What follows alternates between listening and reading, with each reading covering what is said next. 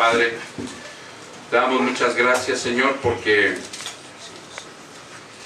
tú has reunido a tu pueblo para que nosotros, Señor, nos deleitemos con tu palabra, la procesemos, Señor, con nuestro espíritu.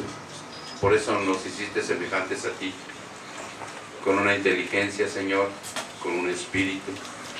Hoy has puesto al Espíritu Santo dentro de nosotros para que podamos entender esto, Señor. Es tan profunda tu palabra que hay cosas que no comprendemos, Señor. Perdónanos.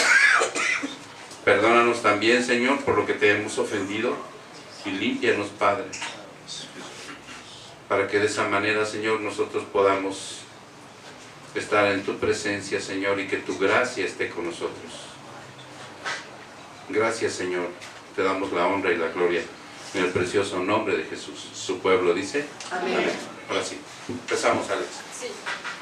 La pregunta, bueno, el versículo es Tito 2:11. Vámonos a Tito 2:11. Sí. Ok. Ahorita salen los micrófonos mientras Tito. Es una carta muy pequeña. Es ahí donde está Timoteo. Y luego está Filemón. Y antes está Tito. Versículo 2:11. capítulo 2, versículo 11. Muy bien. Adelante, Alex. Porque la gracia de Dios se ha manifestado para la salvación a todos los hombres. Yo apenas, yo no conocía la doctrina de la predestinación. Ajá. Entonces he visto en Romanos 8, creo que me parece ahí habla, ¿no? De que Ah, hemos sido predestinados. Así es.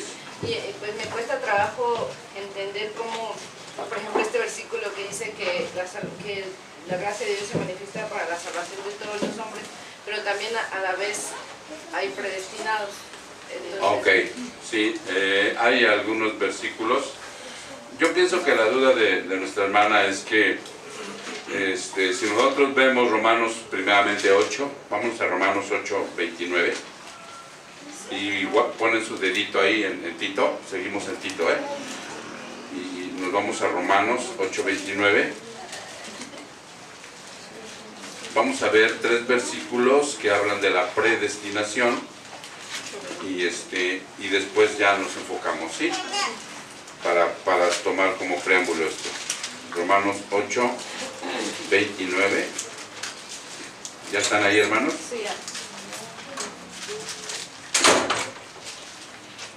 Y cito, porque a los que de antemano conoció, también los predestinó a ser hechos conforme a la imagen de su Hijo, para que Él sea el primogénito entre muchos hermanos.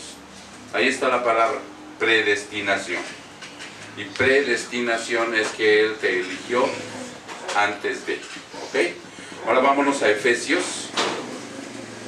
Vámonos a Efesios 1. Efesios 1. Y vamos a ver desde el 3.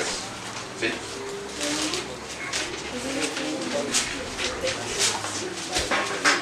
¿Ya están ahí? Ok. Dice, bendito sea el Dios y Padre de nuestro Señor Jesucristo, que nos ha bendecido con toda bendición espiritual en los lugares celestiales en Cristo Jesús. O sea que todas nuestras bendiciones vienen de lo alto, ¿sí? No han sido tocadas por ninguna mano humana, sino que vienen directamente. Y ahora dice el 4, según nos escogió en Él antes de la fundación del mundo. Ahí está otra vez la referencia. Nos escoge antes de la fundación del mundo. ¿Cómo sería eso? ¿Alguna idea? ¿Algún comentario? ¿Cómo sería esto? Predestinación. Ah, Predestinación. ok, sí es predestinación, pero ¿cómo nos escoge desde antes de la fundación del mundo? Antes de que nos formase. Ah, sí. Algo que pudieras ejemplificar. Antes de la clase. ¿Mande? Por su beneplácito. Por su beneplácito. Antes de la creación. Antes de que todo fuera creado, ¿sí? Antes de que existieran planetas, galaxias, Él ya existía, ¿ok? Bueno, y Él es un ser todopoderoso. Él es una persona. ¿Sí se entiende? ¿O no? Ok. En su mente ya estábamos nosotros. Ya sabía que Shay, el día que naciera, ¿qué año naciste, Shay? En 78. En el 78, ya sabemos su edad, por ahí.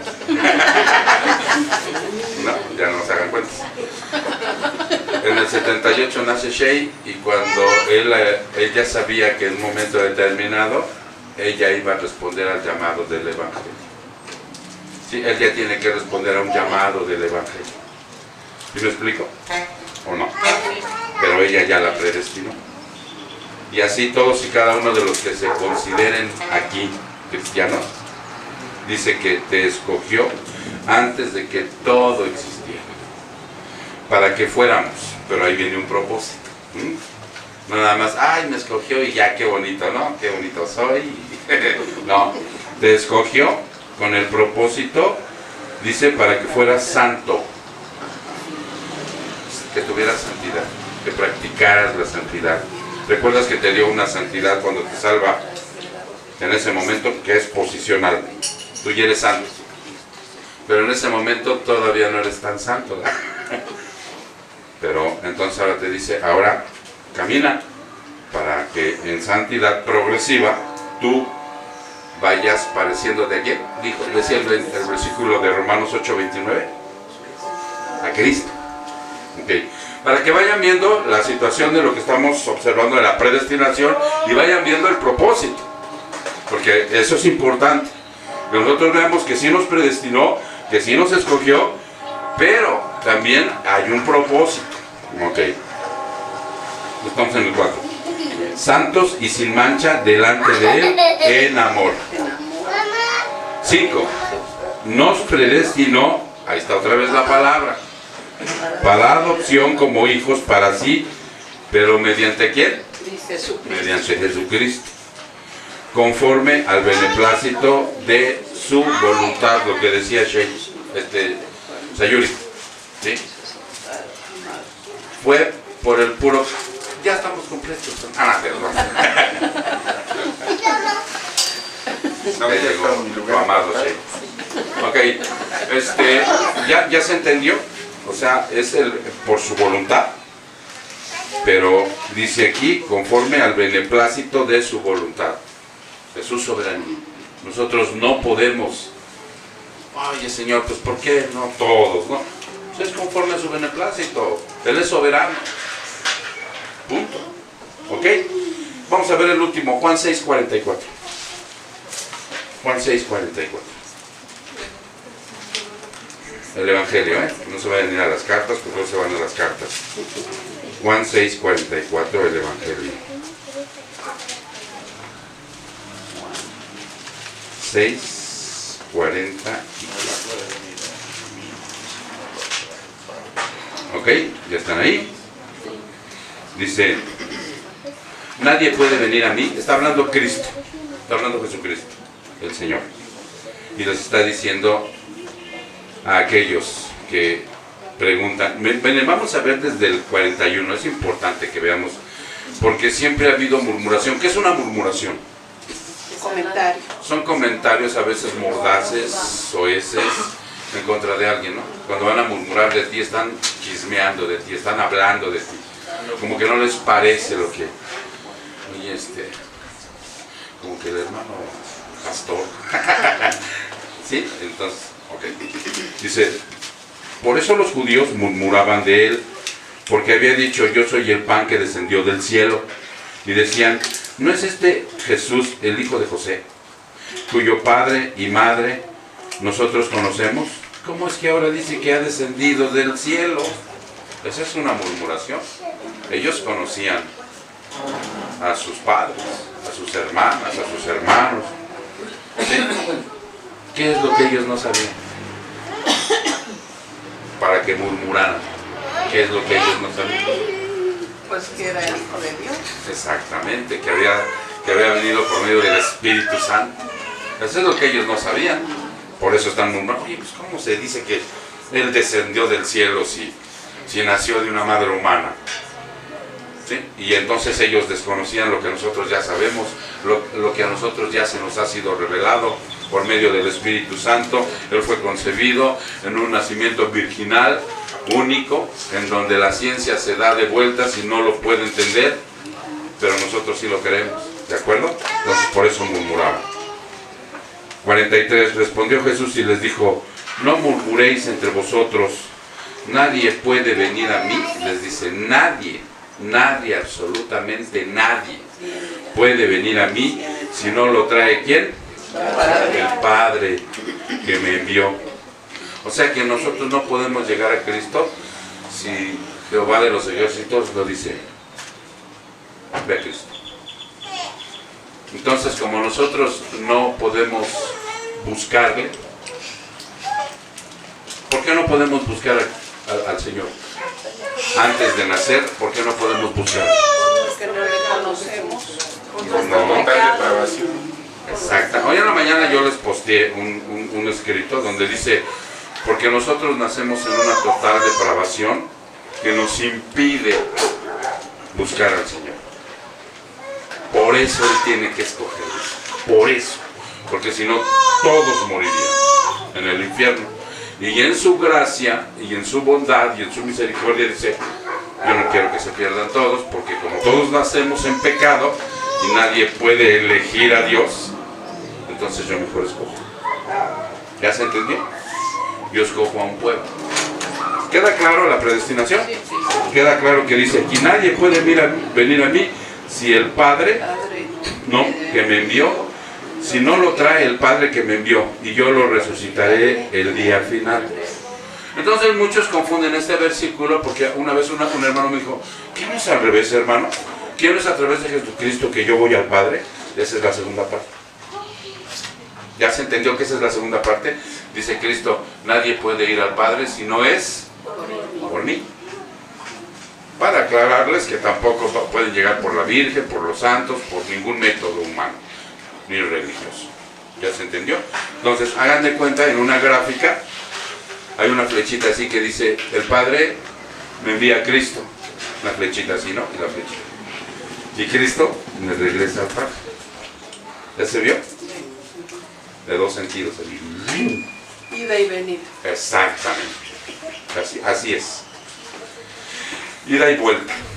Ok, entonces queda clara la doctrina. Y hay más versículos que hemos visto en el discipulado. Cuando demos la segunda vuelta, tú no llegaste al principio, ¿verdad? Cuando demos la vuelta vas a ver la segunda vez vas a ver lo de la predestinación a detalle. Ok.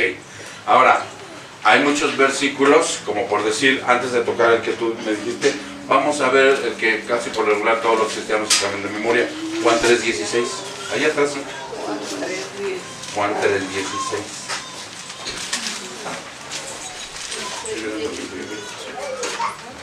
Juan 3:16. ¿Ya están ahí?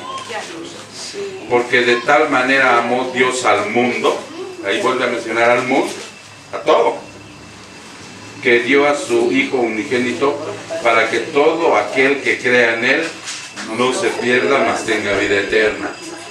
Ok, entonces, eso es lo que a veces nos confunde, ¿no? A mí también en los inicios de la cristiandad me costaba trabajo pensar que Cristo nada más había venido por los elegidos y no por todos. En primer lugar, ¿cuál es el motivo por el cual nosotros dudamos de eso? A pesar de que está en la Biblia, lo vemos de un inicio, acuérdense que nacemos, pero tenemos que avanzar, tenemos que ir en santidad, y entonces ya llega un momento en que lo aceptamos, porque vamos creciendo espiritualmente, ¿no? Pero al principio, ¿por qué razón no podemos en un momento determinado creer que nada más vino por los elegidos y no por todos? Porque creemos que es injusto. Una. Por las filosofías. Pero déjame detener lo que dice Eric. ¿Saben por qué? Porque nosotros tenemos una mente totalmente mundana. Y catalogamos a Dios como nosotros pensamos. Y nosotros queremos así como ser bien justotes, ¿no? Estamos bien perdidos, pero a la vez queremos ser bien justos. No estamos confundidos. Y entonces etiquetamos a Dios con nuestra mente. Entonces decimos, ay, ¿cómo es posible? No, yo en un Dios así yo no puedo creer. Mejor me quedo con el Dios de los alcohólicos anónimos. Y me retachaba, ¿no? Porque hay dioses que te presentan así universalmente, se llaman los universalistas. Él vino por todo el mundo y todo el mundo merece la salvación. Dos, decías tú, ahorita el nuevo. Dos. Por las filosofías que Exactamente, por lo que decíamos ahorita. Nos conviene agarrar un Dios que se acomode a mi modo de pensar e inclusive a mi modo de pecar. traen lógica. A mi lógica, alguien que pues no hay tanta bronca con el pecado. Elena. Porque no tomamos en cuenta sus atributos y nos habían enseñado que Él es un Dios de amor, pero pocas veces nos decían que es un Dios de justicia y que la ira de Dios está sobre el pecado, y entonces no tomamos en cuenta que también es un Dios justo. ¿Ya?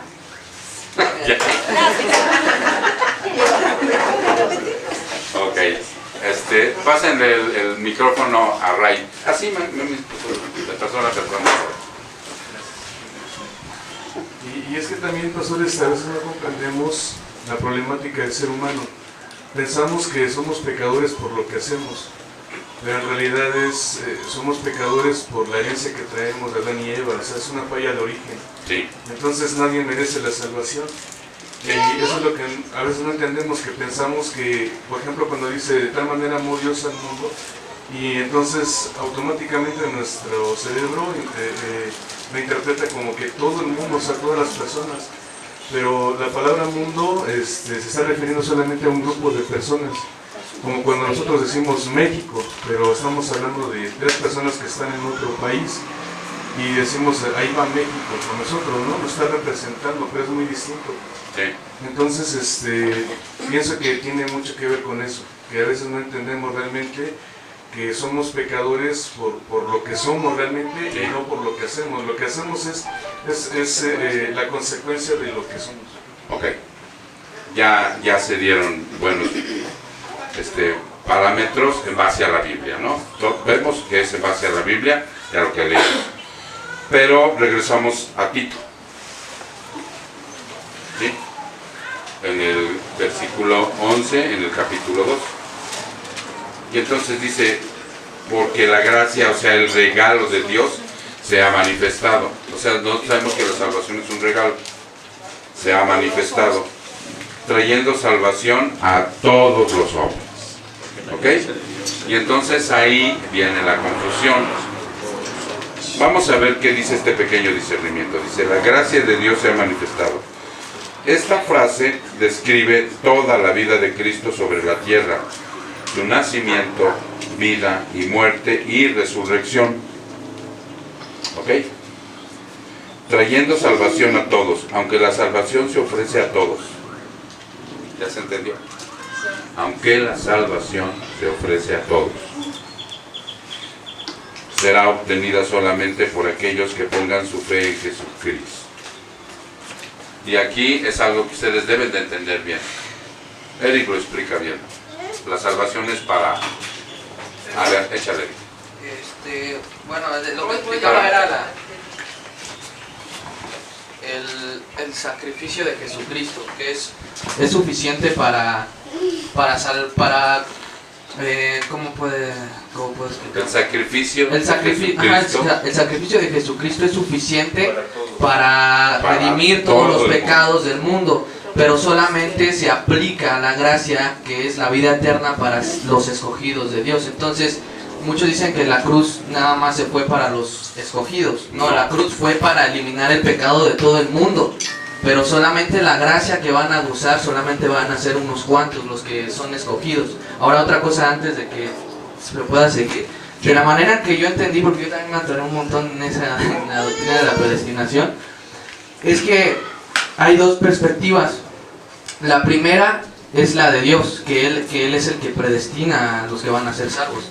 Para el hombre, pareciera ser que uno va a buscar a Dios, pero para Dios no es así, Él es el que nos atrae. Entonces, hubo una imagen que igual publicamos en el grupo, no me acuerdo quién la publicó, que la salvación es una puerta que dice, ven aquí para salvarte, pero cuando abres esa puerta, del otro lado dice, yo te traje aquí. Entonces, es más o menos así, las 2 perspectivas, la humana y la de Dios. Ok. ¿Ya? Entonces sí ya se entiende que cuando él habla de todo el mundo, no habla de todos.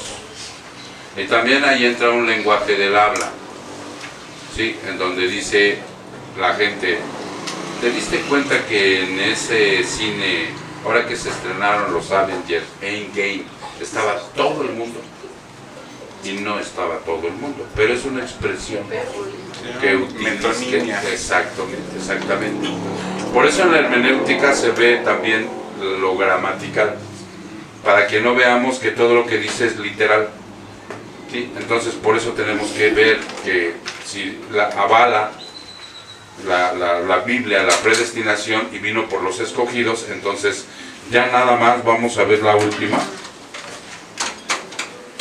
En Romanos 9, para que les quede claro, ahí tajantemente, Pablo le dice a los judíos, pongan atención, porque esto estaba en el Antiguo Testamento y no lo vieron, o no lo quisieron entender, o no lo quisieron comprender, o discernir, ¿sí?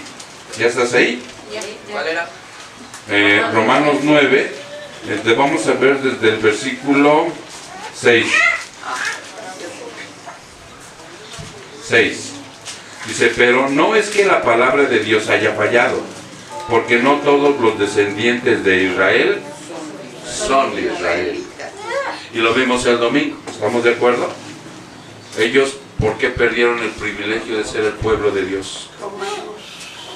Porque cayeron en la total apostasía cuando vino Cristo y lo rechazaron. Pero hay algunos, como Pablo, Pedro, Juan, creyeron en Cristo, ¿sí? Ok, entonces dice aquí, no todos. Ni son todos hijos por ser descendientes de Abraham. ¿Ya se entendió también ahí? Ok.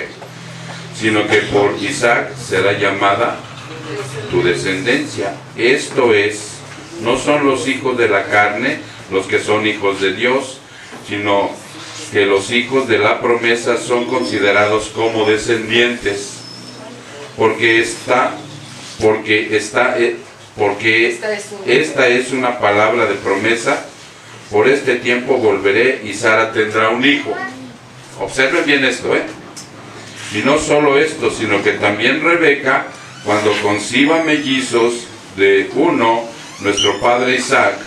11. Porque cuando aún los mellizos no habían nacido y no habían hecho nada, ni bueno ni malo, para que el propósito de Dios conforme a su elección permaneciera, no por las obras, sino por aquel que llamé, se lo dijo a ella, el mayor servirá al menor, tal como está escrito, a Jacob amé, pero a Esaú aborrecí.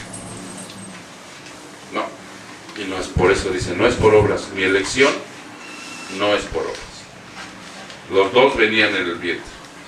Y dice el Señor tajantemente, porque eso está en el Antiguo Testamento, a Jacob amé y a Esaú aborrecí. Alégale esto al Señor. Oye, pero ¿cómo? Y por eso lo pone desde el vientre de Rebeca. Aún no había nacido. No habían hecho ni bueno ni malo. ¿Queda claro? ¿Les queda claro, hermanos? Abona más el 14. Sí, a ver, pásenle el micrófono a... Pues no, nada más arriba Sí. el versículo de esta versión dice: ¿Qué pues diremos? ¿Que haya injusticia en Dios? En ninguna manera. Pues a Moisés dice, tendré misericordia del que yo tenga misericordia y me complaceré del que yo me compadezca. Así que no depende del que quiere ni del que corre, sino del que sino de Dios que tiene misericordia. Por eso nosotros, hermano, cuando oramos por alguien,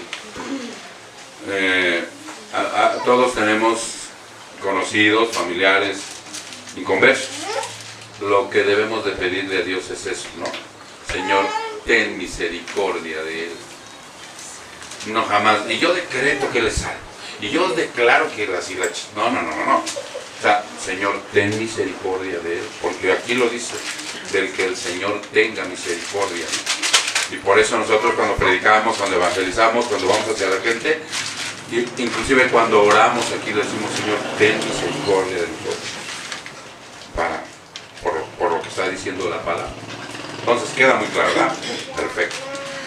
Bien, vamos a pasar a la siguiente pregunta. Eric. Es la misma pregunta que tenía mi abuela, si quiere que la... Ah, bueno, a ver. Tere. Tengo una duda. Sí. En Génesis 6.8 Vámonos a Génesis 6.8. hay un comentario, pero la persona que yo lo escuché dice que los ángeles caídos tuvieron relaciones sexuales con Con las mujeres de la tierra. humanas, ajá, con las mujeres humanas. ¿Qué me puedes decir al respecto? ¿Es cierto o no? A ver, vamos a ver. Estamos en Génesis 6.8. Bueno, textualmente Génesis 6.8 dice, mas Noé halló gracia ante los ojos del Señor. Pero vamos a ver desde el 1. Desde el 1. ¿Sí? Dice, la maldad de los hombres. Y aconteció que cuando los hombres comenzaron a multiplicarse sobre la faz de la tierra, y les nacieron hijas, los hijos de Dios vieron que las hijas de los hombres eran hermosas, y tomaron para sí mujeres de entre todas las que les gustaban. Entonces el Señor dijo, no contenderá mi espíritu para siempre con el hombre, porque ciertamente él es carne. Serán pues sus días 120 años. Ahí se acortó la vida. ¿Cuánto duraban antes? 600, 900, 600,000, no. Okay. Entonces dice, ya no contendrá mi espíritu, ¿no? O sea, ya basta de tanta maldad. Entonces nos acorta la vida. Ahí, 120 años. Y había gigantes en la tierra en aquellos días, y también después cuando los hijos de Dios se unieron a las hijas de los hombres, y ellas les dieron a luz hijos. Estos son los héroes de la antigüedad, hombres de renombre. Y el Señor vio que era mucha la maldad de los hombres en la tierra, y que toda la intención de los pensamientos de su corazón era solo hacer siempre el mal. Y le pesó al Señor haber hecho al hombre en la tierra, y sintió tristeza en su corazón. Y el Señor dijo, borraré de la faz de la tierra al hombre que he creado, desde el hombre hasta el ganado, los reptiles, las aves del cielo, porque me pesa haberlos hecho. Mas Noé halló gracia ante los ojos del Señor. Okay. Ahí termina con juicio, viene el diluvio, y va a terminar con todo lo que existe, excepto Noé y 8 personas. Bueno, con Noé eran 8. Ahora, esta siempre ha sido una área de controversia. ¿Quién tiene posturas de esto? ¿Quién sabe algo de esto? 1, 2, ¿quién más? Bueno, yo no es postura, pero yo más o menos es. Ok, una opinión. Vamos a empezar con Paco. Tú me dices. Sí, bueno, pues Espérame. Vamos a clarificar primero. ¿Sí? Dentro de lo que está preguntando Tere, dice ella que alguien le dijo que los demonios pueden procrear con la gente, con las mujeres de la tierra hijos, y de aquí según nacieron gigantes. ¿Sí se entiende? ¿Para qué? ¿Por qué? Nada más para aclarar. Aquí dice, los hijos de Dios vieron que las hijas de los hombres eran hermosas, y tomaron para sí mujeres de entre las que les gustaban. Y el punto es saber a qué se refiere con los hijos de Dios. Okay, venga. Sí, básicamente cuando ahí en ese en particular habla de los hijos de Dios, efectivamente el vocablo hebreo se refiere a ángeles. Entonces, sin embargo, ahí es donde vienen varias posturas. Yo he oído la postura, por ejemplo, de Alducin, que dice que los demonios pudieron procrear con las mujeres porque ellos eran los ángeles caídos. Que cuando hablaba en el Génesis del caos, ellos fueron los primeros que habitaron la tierra, entonces habla de un hombre preadámico, que fue el que estuvo y que a través de ellos fue que hubo esa procreación, y que de ahí salieron los gigantes. Okay. Ahí la complejidad está primero en el hombre preadámico, aunque Alducin se basa... explícales a mis hermanos qué significa el hombre preadámico. Que hubo gente que habitó la tierra antes de Adán. Por eso se dice preadámico. Y esto que está diciendo Paco es una teoría. Más que teoría, ¿cómo le llamamos? Una hipótesis. Ay, ¿cómo se llama la palabra? Suposición. Sí, es suposición, es ahorita vemos la palabra, que es muy clara, ¿no? Para que quede. No está comprobado. Ok. Sí. La palabra. Entonces él se basa en que, por ejemplo, en la versión de King James, cuando habla de que Dios creó al hombre y a Eva, en esa versión utilizan la palabra replenish, que significa rellenar. En inglés replenish es rellenar la tierra. Entonces dice, como es rellenar, es especulación. Que antes ya había especulación. Antes ya había estado llena, por eso es que ahora que viene Adán y Eva va a rellenar. Okay. Eso que está diciendo Paco son especulaciones, no está en la Biblia. Estamos especulando ahorita sobre de este versículo, tratando de discernir, encontrando inclusive la hermenéutica. Okay. Entonces, sin embargo, hay una dificultad, que cuando llegan los seduceos con Jesús y le hablan de la resurrección y le ponen el ejemplo de la mujer que fue esposa de uno y luego del hermano, entonces el Señor le dice que cuando lleguemos en la resurrección vamos a ser como ángeles que ni se casan ni se dan en casamiento. Entonces un ángel no puede procrear, no es asexual. Entonces así fuera un hombre preadámico siendo un ángel, como dice la palabra, no podría procrear. Entonces esa teoría para mí es muy endeble. Sí, ok. Muy bien. Ahora ya se empieza a tomar forma, ¿no? Ahora, cuando Dios ordena la tierra, dice según su género, según su especie.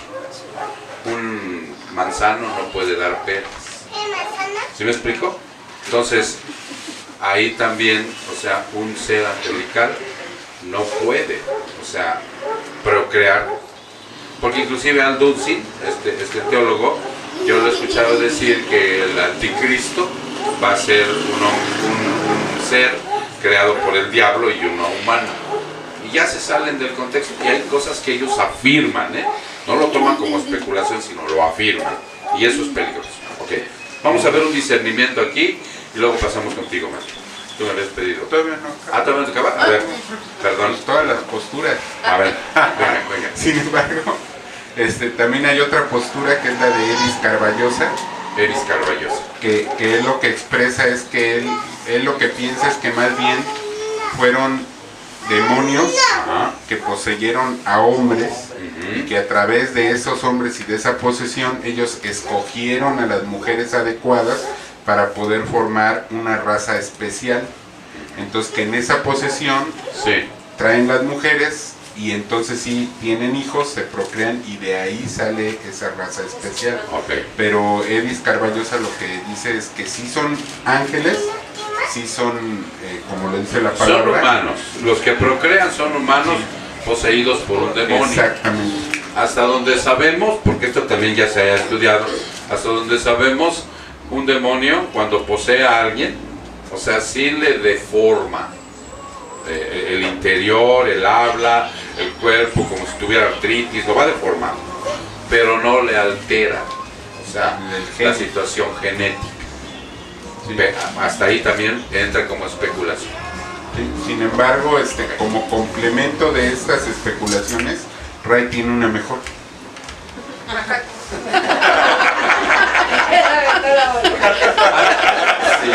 La pelota se va al campo 33. Permíteme, Reina. Ahora déjenme leerles para que vayamos entendiendo sobre las especulaciones y vayamos tomando también en lo que nosotros, Dios nos sugiere mucho también a través de su palabra que tengamos sentido común. ¿Sí se entiende? Porque el sentido común es importante. Dice aquí, algunos sugieren que esta expresión se refiere a seres angélicos, los hijos de Dios. algunos teólogos. ¿Ok? Vamos a ver dos versículos que por estos versículos sugieren que son seres angélicos. Vámonos a Job 1:6 y no quiten su dedito de Génesis. Job 1:6. Vámonos a Job 1:6.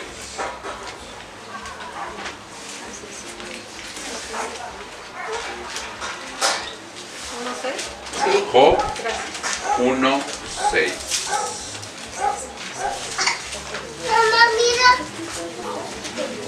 Y cito: hubo un día cuando los hijos de Dios vinieron a presentarse delante del Señor, y Satanás, vino también entre ellos. ¿Ya se entendió? Por eso algún teólogo sugiere que también Satanás era llamado hijo de Dios, porque dice: hubo un día cuando los hijos de Dios vinieron a presentarse delante del Señor, y eso se supone que son ángeles. ¿Ya se entendió? Le está dando el nombre de los ángeles. Y Satanás vino. Pero también sabemos que hubo ángeles que perdieron su gloria. Okay. Y el otro versículo es el de 2:1, ahí mismo en Job. Y sucedió que un día, cuando los hijos de Dios vinieron a presentarse delante del Señor, vino también Satanás entre ellos para presentarse delante del Señor. Esos dos versículos sugieren y avalan, según los teólogos, que por eso se sugiere que son seres angelicales. ¿Ok? La palabra hebrea es la misma en ambos. Exacto. Y que Judas 6 refiere a este evento, así como Primera de Pedro y algunos otros versículos. Pero si los ángeles no se casan, como declara Jesús, ¿sí?, sería difícil que aquí los hijos de Dios se refiriera a ángeles. Algunos consideran que los hijos de Dios son los hijos de Set. ¿Ya se entendió? Y esa es por la postura que yo me voy. Es la que le hace más justicia al texto. ¿Quiénes son los hijos de Set? ¿Quién es Set? El que sustituyó a... Es el tercer hijo de Adán y Eva. Sí, o sea, no, ese es Caín. Caín mata a Abel. Caín mata a Abel. Abel es desterrado. Y después aparece... Sí, Caín es desterrado.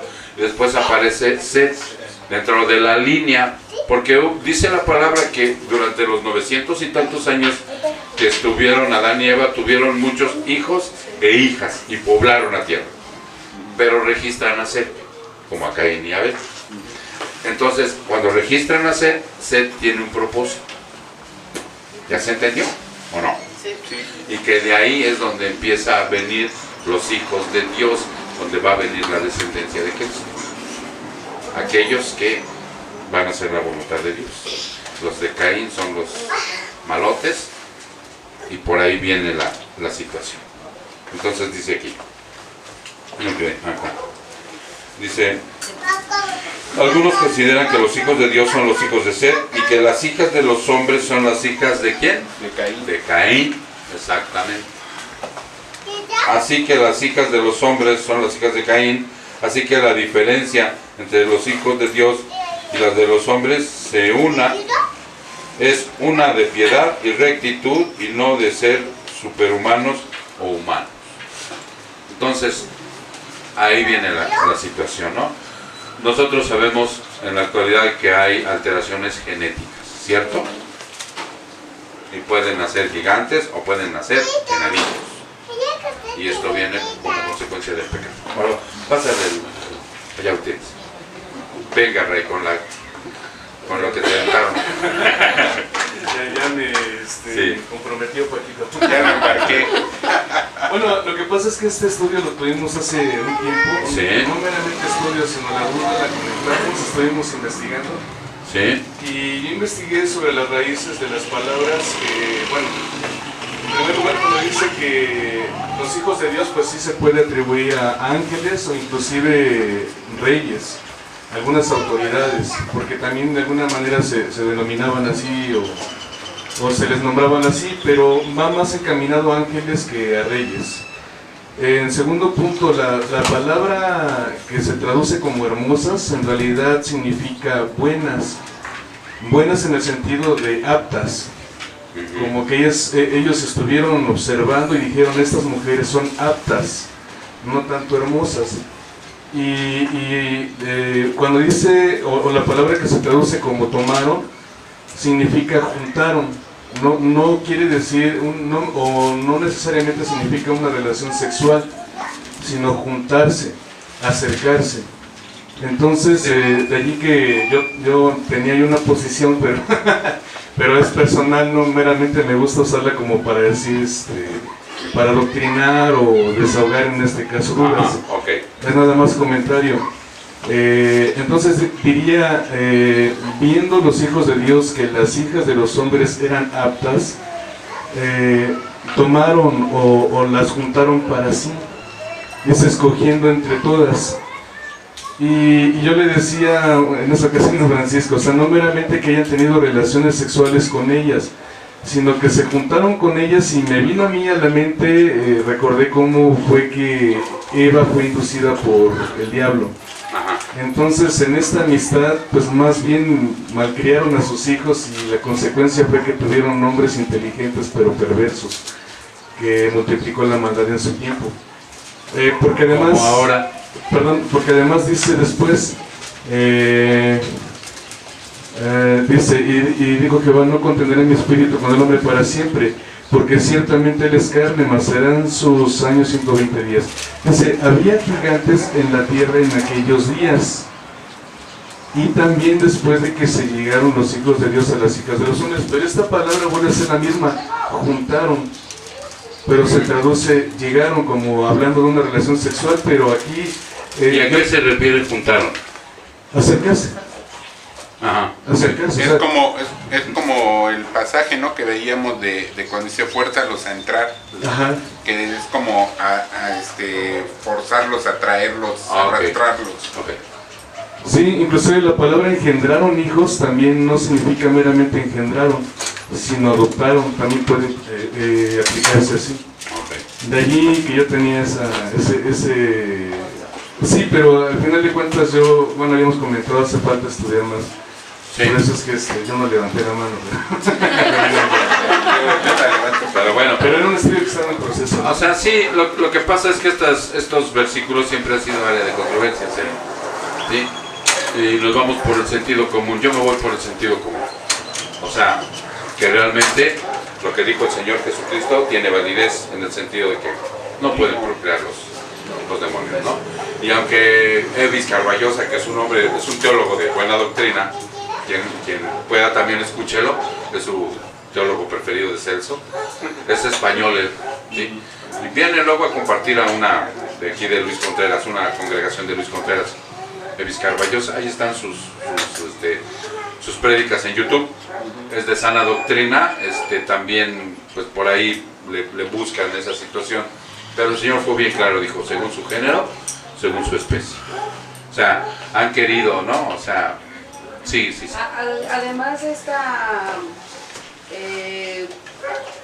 versículo lo toman mucho los testigos de Jehová. Ajá. Ellos dicen y aseguran sí. que fueron ángeles teniendo relaciones sexuales, y de ahí salieron los gigantes, sí. Pero los testigos de Jehová lo afirman, ¿sabes? Sí, hay gente que lo afirma, como Alducin lo corrobora. Alducin lo dice y los tiene los nefilim, que son los exacto. Inclusive, permíteme Jackie, inclusive en la Biblia, no recuerdo ahorita el pasaje, a ver si alguien lo busca, hay un hombre que relata a alguien que mide como 6 metros, su cama, ¿sí? O sea, no recuerdo ahorita en qué versículo está, pero ahorita lo encuentro. Y sí había gigantes, obviamente. El que venció Goliat no era tan gigantón, 2 metros, arriba de 2 metros. Pero dice 6 metros, medía su cama. Ahorita con respecto a lo que no sé, hablaban de las...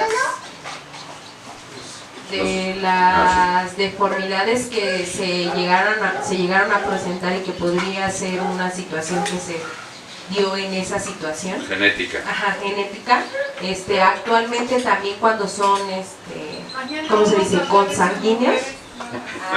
Perdón. Bueno, adelante. Síguele. Que son consanguíneos, Que no te sí hay manipulen. deformidades. Sí hay deformidades. Sí. Pero mi duda es, por ejemplo, cuando se empezó a poblar la tierra, Sí. obviamente fue entre hermanos. Porque Sí, obvio. podría ser una razón por la que ahora sí que hubieron esas malformaciones y fue parte de que se diera el ser humano así. Es que está difícil a saber, porque el pecado fue abundando. Cuando salen del arca, pues también tuvieron que ser primos, algunos hermanos, Por eso digo, ¿sí? Y pudiese haber sido dado el caso. Dios de alguna manera siempre nos protege, nos cuida y nos guarda a sus hijos de muchas cosas, ¿no? Pero sí, como está el mundo y toda su mezcolanza, como trabaja Satanás y todas sus huestes, pues ahí ya no lo sabemos exactamente. Hay cosas que van a ser reveladas hasta que estemos allá arriba, ¿no? Eso también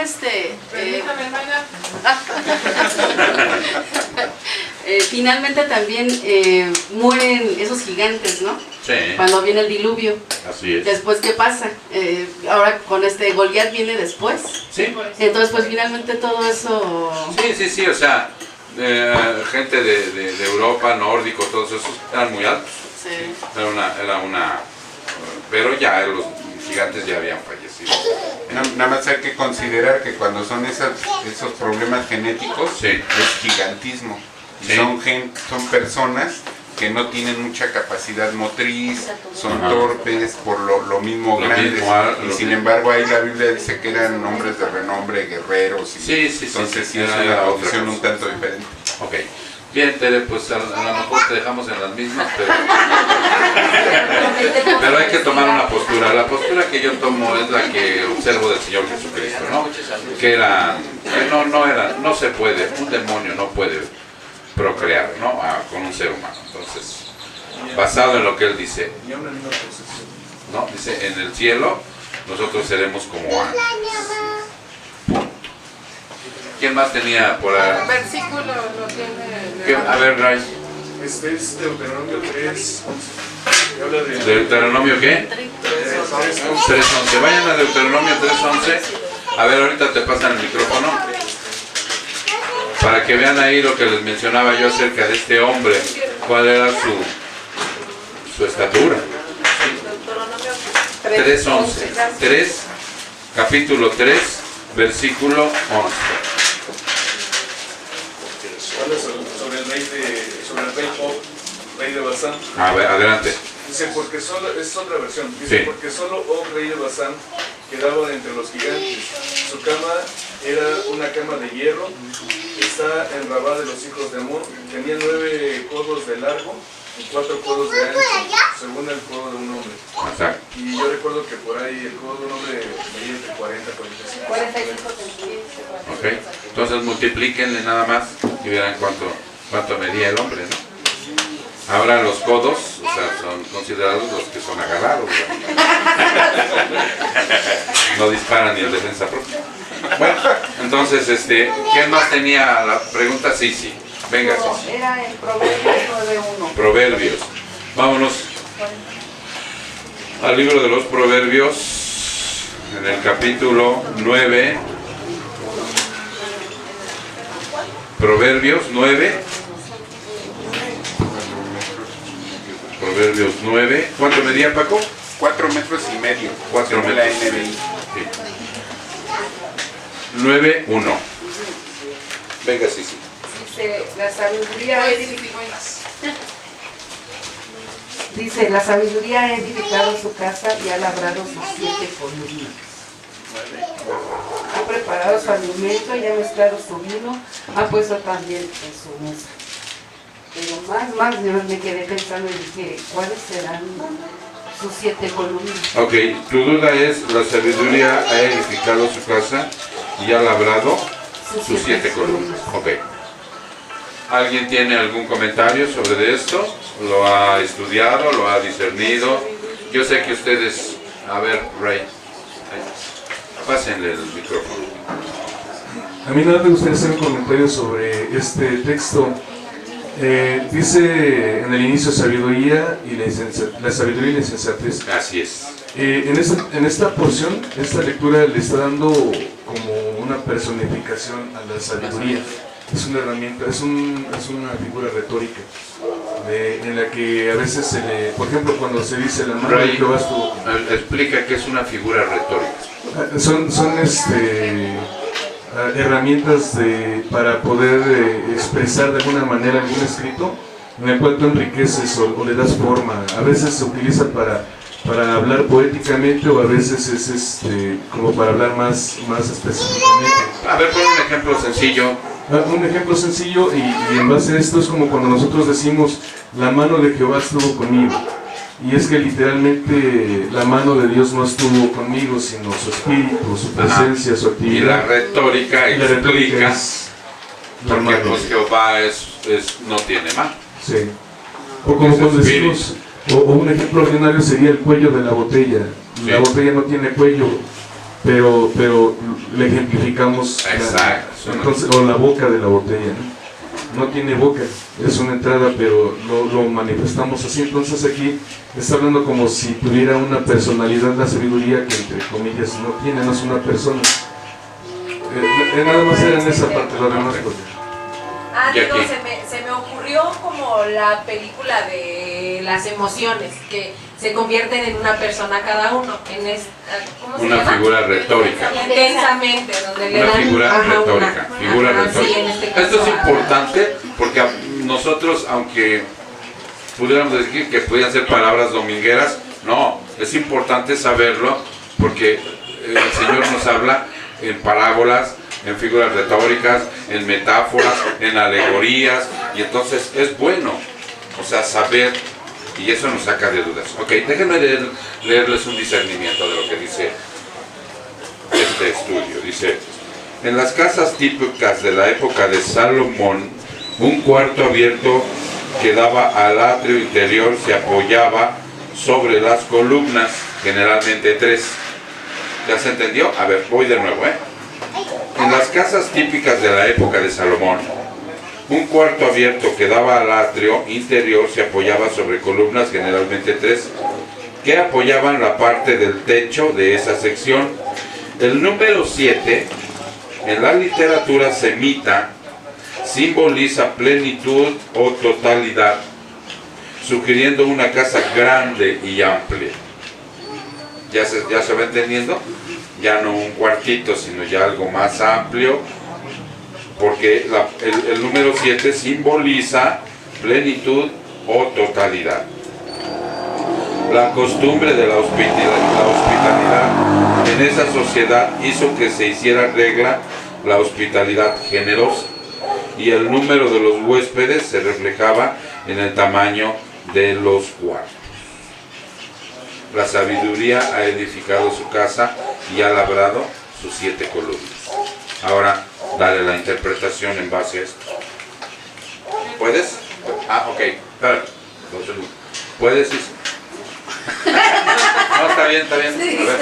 Ahorita vamos para allá. Venga. Un comentario que dice... Venga. Dice, la sabiduría... La sabiduría es presentada aquí como una reina magnífica, grande y generosa. El vocablo está en plural. Lo mismo aquí. Dice, es con toda probabilidad plural de intensidad y perfección, pues en Cristo están escondidos todos los tesoros de la sabiduría. La rica provisión que la sabiduría ha hecho para la recepción de cuantos deseen ser sus discípulos. Al no hallar una casa lo bastante espaciosa para todos sus invitados, ha edificado este gran palacio y ha labrado sus 7 columnas. 7 es número de perfección. Según Cohen, se indica que una mansión edificada en torno a un patio con la estructura del edificio sostenida por 3 columnas en cada lado y una en el centro del tercer lado que da cara al espacio abierto que es de entrada. Podemos ver aquí una prefiguración del banquete de bodas del Cordero y de las mansiones preparadas en la casa del Padre para los creyentes. Allí se va a celebrar un banquete. Es una mesa bien preparada con todas las satisfacciones que un alma pueda desear. Justicia y gracia, paz y gozo, la seguridad del amor de Dios, la consolación del Espíritu y todas las garantías y arras de la vida eterna. Te fuiste a 1, 2 y 3. ¿Sí? Ok. Sí, se fue más extenso, María Esther. O sea, él ya tocó el versículo 1, el versículo 2 y el versículo 3, que es la prefigura de Cristo en las bodas que vamos a tener con él.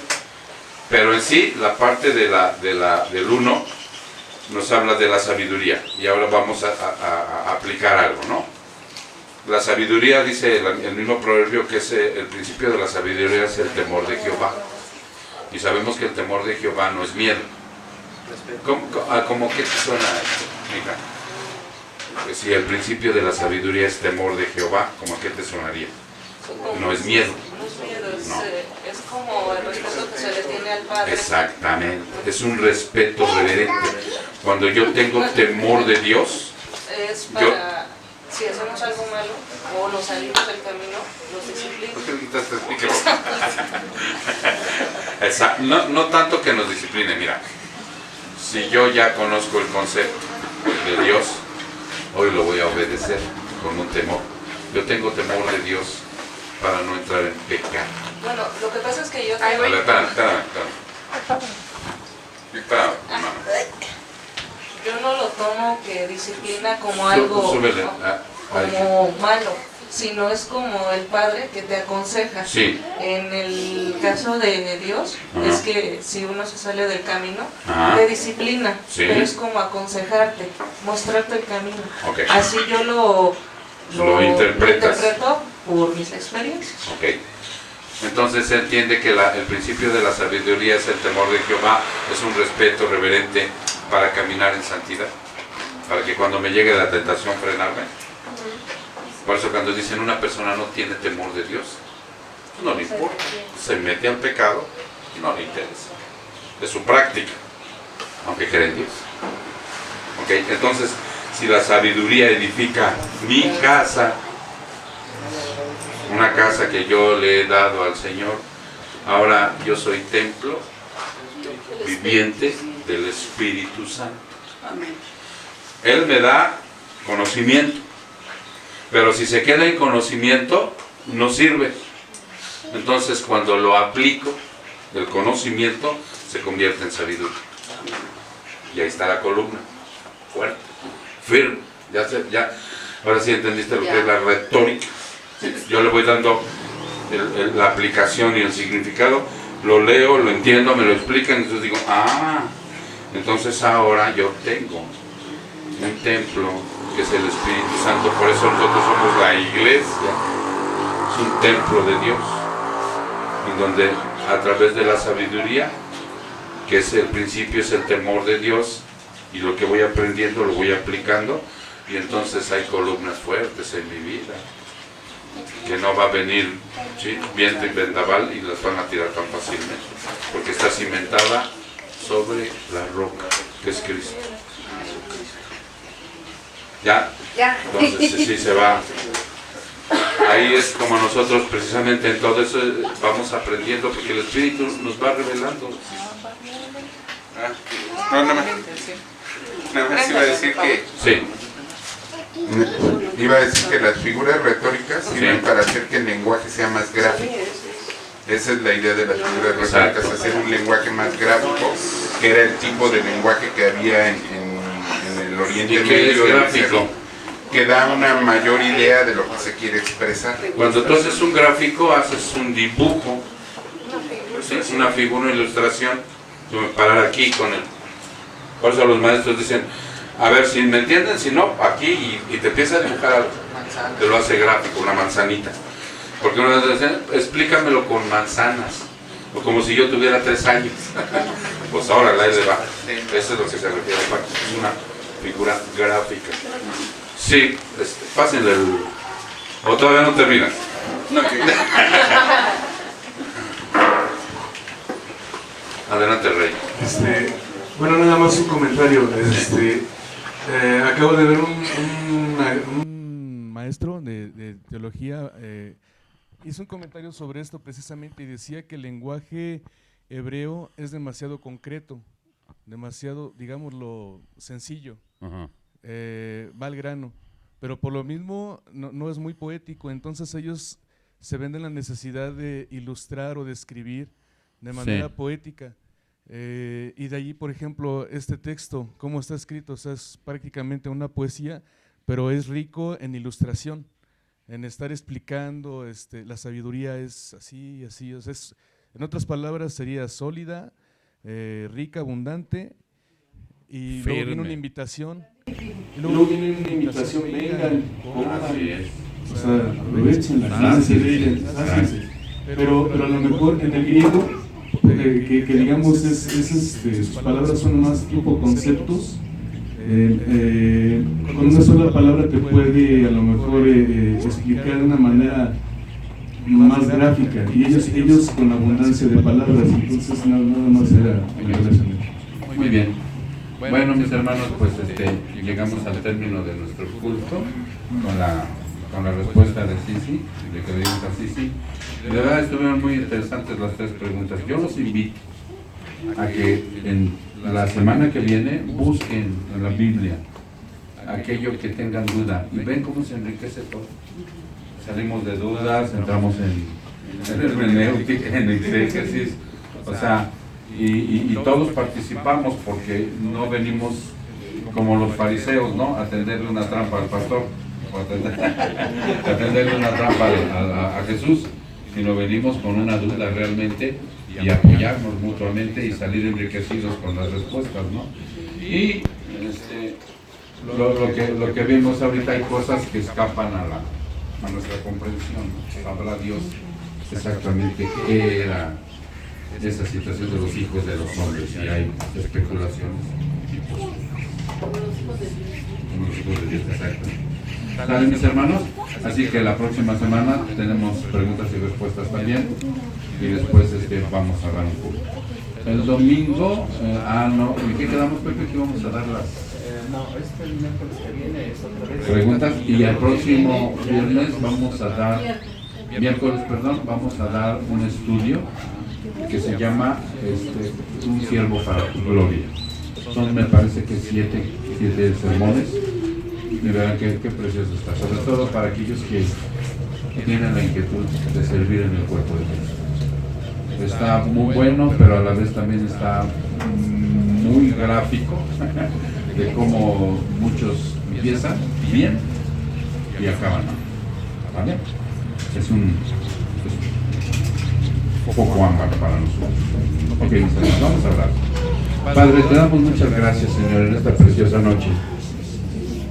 Te doy gracias, mi Dios, porque nos has dado, a través de tu Espíritu Santo, la capacidad para escudriñar tu palabra y entenderlo, Señor. Te pedimos perdón, Señor, porque nuestra mente es muy limitada. Y tu grandeza, Padre, es santa, perfecta, pura e ilimitada, Señor. Muchas gracias por lo que nos muestras, mi Dios. Algún día, Señor, que estemos en gloria contigo, probablemente podamos entender más cosas, Señor. Pero hoy nos vamos regocijados, en primer lugar, porque estás tú presente en nuestra vida y tu gracia también.